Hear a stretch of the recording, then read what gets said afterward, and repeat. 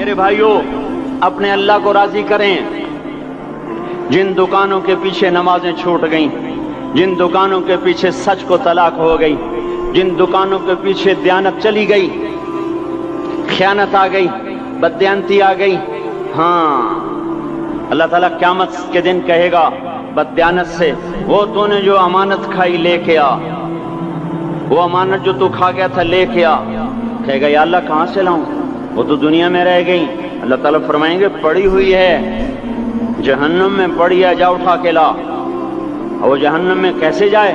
تو فرشتے ماریں گے چل، اور وہ اس کو لے کے چلیں گے، اور چلتے چلتے دوزخ کا سب سے خطرناک حصہ حاویہ، وہاں اس کو لے کے جائیں گے جہاں منافق رہتے ہیں۔ بددیانت لوگ حاویے تک چلے جائیں گے ایمان ہونے کے ساتھ بھی۔ امانت کو کھانے والے لوگ حاویہ میں چلے جائیں گے، جو منافقین کی آگ ہے اس میں۔ وہاں دیکھے گا تو جس کا مال دبایا تھا دنیا میں وہاں پڑا ہوگا، کہے گا اچھا یہاں پڑا ہے، اتنے میں وہ تباہ ہو جائے گا، اس کو اٹھائے گا، کندھے پہ رکھے گا، پھر اوپر چڑھنا شروع کرے گا، چڑھنا شروع کرے گا، چڑھنا شروع کرے گا۔ جب دوزخ کے کنارے پر آ جائے گا تو وہ اس کے ہاتھ سے چھوٹ جائے گا اور پھر حاویہ میں جا گرے گا۔ اس کے ساتھ فرشتے مار کر پھر کہیں گے جا واپس لے کے آ، پھر یہ واپس جائے گا، پھر اسے اٹھائے گا، پھر کندھے پہ لے کے چڑھے گا اور چڑھے گا اور چڑھے گا۔ جب کنارے پر آئے گا تو پھر اس کے ہاتھ سے چھوٹ جائے گی، اس کے پھر فرشتے مار کے نیچے گرا دیں گے، جا لے کے آ۔ اب یہ کبھی اس میں سے نہیں نکل سکتا۔ اس کمانے سے توبہ کریں، یہ کمانا جہنم میں لے جائے گا۔ اور ادھر دوسری سنو، سَيَعْلَمُونَ الْيَوْمَ مَنْ أَصْحَابُ الْكِرَامِ، ایک فرشتہ اعلان کرے گا آج پتہ چلے گا عزت والے کون ہیں، آج پتہ چلے گا عزت والے کون ہیں۔ أَيْنَ الَّذِينَ تَتَجَافَى جُنُوبُهُمْ عَنِ الْمَضَاجِعِ، کہاں ہیں راتوں کو اٹھ کے نمازیں پڑھنے والے؟ ارے میرے بھائیو، یہ نماز کی غفلت بہت بڑی ہلاکت ہے۔ میں کیسے سمجھاؤں؟ میں تو جب بھی جمعہ پڑھاتا ہوں میں یہ مضمون ضرور بیان کروں۔ مجھے جب یہ مجمع نظر آتا ہے تو میرا دل ٹکڑے ٹکڑے ہو جاتا ہے کہ یہ 8ویں دن آتے ہیں اور باقی دن کہاں ہوتے ہیں؟ یہ کیوں نہیں سمجھتے؟ ان کے آنکھ کیا ہو گیا؟ ان کے کانوں میں ڈانٹ لگ گیا، یا دل کے اوپر کوئی پردہ آ گیا، یا میں کوئی عربی میں بات کرتا ہوں جو سمجھ میں نہیں آتی، یا میں کوئی ان سے چندے کا مطالبہ کر رہا ہوں، یا کوئی اپنی ذات کے لیے سوال کر رہا ہوں، یا اپنی شخصیت کی دعوت دے رہا ہوں۔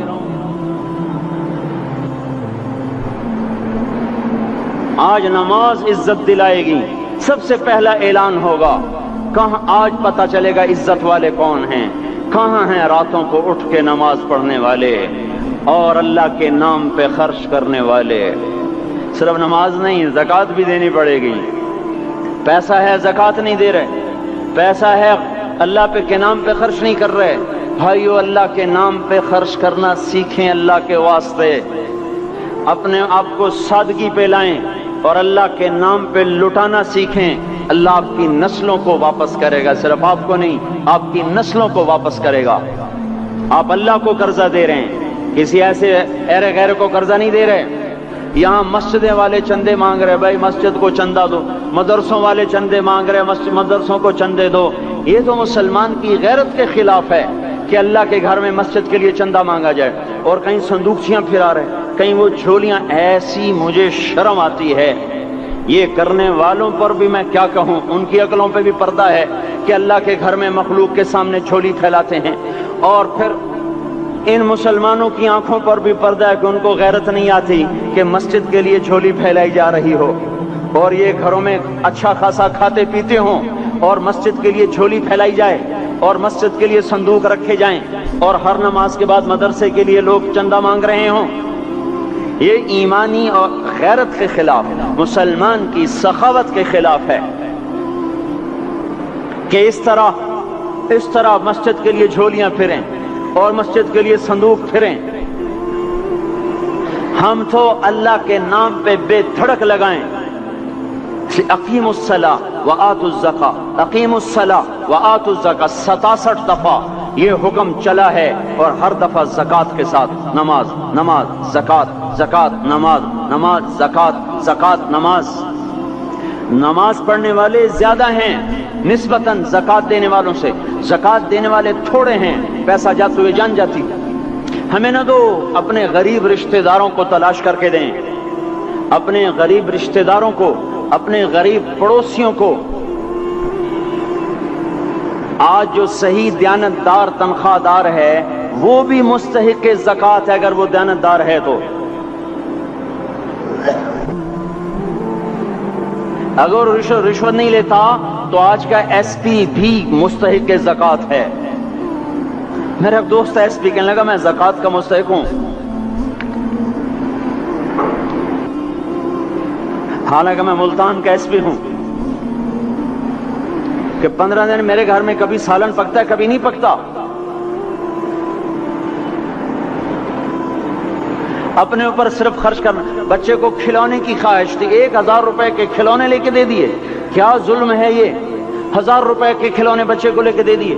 کہ اللہ نہیں پوچھے گا کہ اس 1000 سے کسی غریب کے گھر کا دیا جل سکتا تھا اور کسی کے غریب کا ایک ہفتہ گزر سکتا تھا، تیرے کسی مسکین رشتہ دار کے گھر میں بھی کچھ سالن پک سکتا تھا.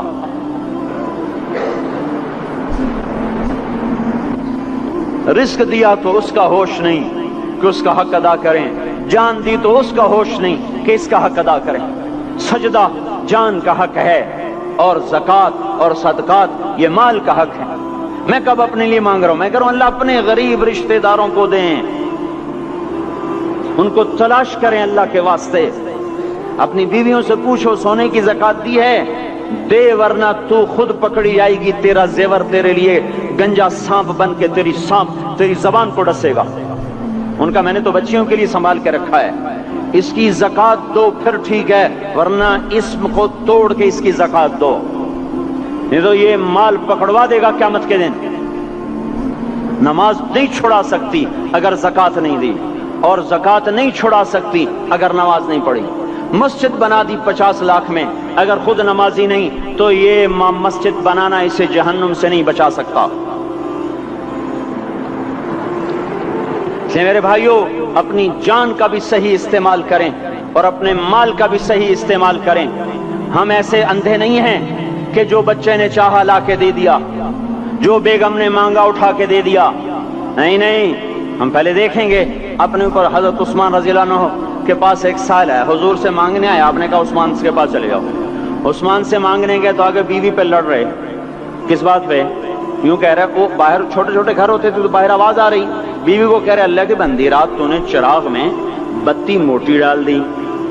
وہ بتی ڈالتے تھے نا اس کی روئی کی، تو تیل زیادہ جل گیا. تو یہ کہنے لگے یہ کس کنجوس کے پاس بھیج دیا؟ جو بیوی پہ لڑ رہا ہو کہ تو نے بتی موٹی ڈالی ہے تو یہ مجھے کیا دے گا؟ تو مجھے دمڑی بھی نہیں دے گا. جب ان کو باہر بلایا اور خیرات مانگی کہ وہاں سے آیا ہوں، تو انہوں نے اندر گیا ایک تھیلی اٹھائی، نہ پوچھا کہ کتنے چاہیے، نہ پوچھا کہ کون ہو، 3000 درہم اٹھا کے دے دیے. وہ حیران ہو کے کہنے لگا یار ایک بات تو بتاؤ. کہا کیا؟ کہا یہ مجھے تو نے اتنے دے دیے کہ میری اگلی نسل کو بھی کافی ہیں، اور خود بیوی پہ تو لڑ رہا تھا کہ بتی موٹی کیوں کر دی. کہنے لگے وہ اپنی ذات پہ خرچ تھا، وہ پھونک پھونک کے کرنا ہے. یہ اللہ کو دے رہا ہوں جتنا مرضی دے دوں، یہ تجھے تھوڑا دے، اللہ کو دے رہا ہوں. تو اپنی جان کو بھی لگائیں اللہ پر اور اپنے مال کو بھی لگائیں اللہ پر. اور میرے بھائیوں اپنی کمائیوں کو حلال پہ لائیں اور بیویوں کو سمجھا دیں کہ ہم تمہاری خاطر دوزخ میں نہیں جا سکتے. یہ ہم اس پر توبہ کریں، اس پر توبہ کریں. اور یہ آبادی ہر وقت ہونی چاہیے مسجد کی. چلو کوئی جو جہاں سے بھی آیا ہے مسجد کے عادی بنو میرے بھائیوں. ہماری جماعت گئی تھی اردن میں 1991 میں، تو ہم اسرائیل کے بارڈر پر چلے. انہوں نے بتایا کہ یہ ہم سے آمد رفت بات چیت ہوتی رہتی ہے، چونکہ کچھ عرب ادھر رہتے ہیں کچھ عرب ادھر رہتے ہیں، رشتہ داریاں ہیں. تو کہا یہ یہودی ہم سے پوچھتے ہیں تمہاری فجر میں نمازی کتنے ہوتے ہیں اور تمہارے جمعے میں نمازی کتنے ہوتے ہیں. ہم نے پوچھا یہ تحقیق کیوں کرتے ہو؟ ان کا ہماری کتابوں میں یہ ہے کہ جب فجر کی نماز کے نمازی اور جمعے کی نماز کے نمازیوں کی تعداد برابر ہو جائے گی تو یہودی دنیا سے مٹ جائیں گے۔ اب یہاں فجر میں 1.5 صف ہوتی ہے اور جمعے میں باہر بھی صفیں بنی پڑی، چلو میں کہتا ہوں مان لیا 1/3 طبقہ باہر سے آیا ہے، یہ 2/3 تو یہیں سے اٹھ کے آیا ہے، یہ کیوں نہیں ہر نماز میں آتا؟ میرے بھائیوں اپنے حال پہ رحم کریں، اللہ کے واسطے میری پکار کو سنیں۔ میں آپ کو کوئی فلسفہ نہیں سمجھا رہا، میرا روزانہ ہر جمعہ جب آتا ہوں میں یہی مضمون بیان کرتا ہوں، میں روزانہ آپ کو نیا بیان سنا سکتا ہوں۔ 360 دن ہیں، میں اللہ کے فضل سے آپ کو روزانہ نیا 360 دن میں آپ کو 360 نئے بیان سنا سکتا ہوں۔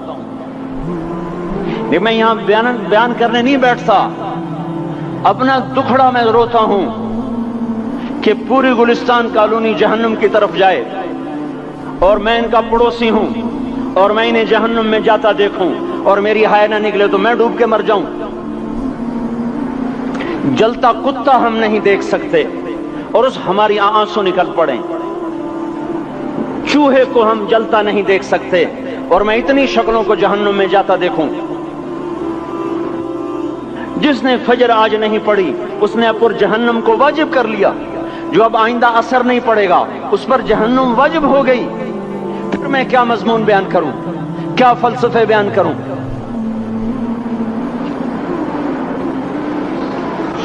اس لیے میرے بھائیوں اپنی ذات پہ رحم کریں، اپنے بچوں پہ رحم کریں، اپنے گھر والوں پہ رحم کریں، مسجد کی دوڑ لگائیں، اپنے مال کو اللہ کے نام پہ خرچ فرمائیں تاکہ یہاں بھی جہان بنے اور وہ بھی جہان بنے۔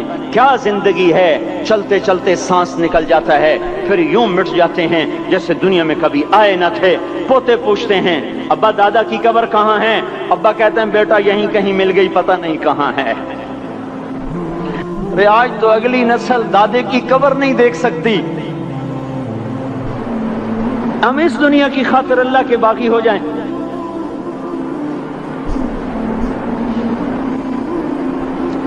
اس بے وفا جہان کی خاطر اللہ سے بغاوت کر جائیں جو ایسا مہربان، جو ایسا کریم۔ تو اس لیے میرے بھائیوں اللہ کے واسطے اللہ کی بارگاہ میں توبہ کریں اور اپنے اللہ کو راضی کریں، یہی میری فریاد ہے، یہی میری پکار ہے۔ میں بھی توبہ کرتا ہوں، آپ بھی اللہ کی بارگاہ میں توبہ کریں کہ کوئی کام اللہ کی منشا کے خلاف نہ ہوگا۔ اللہ ہم سب کو عمل کی توفیق بخشے۔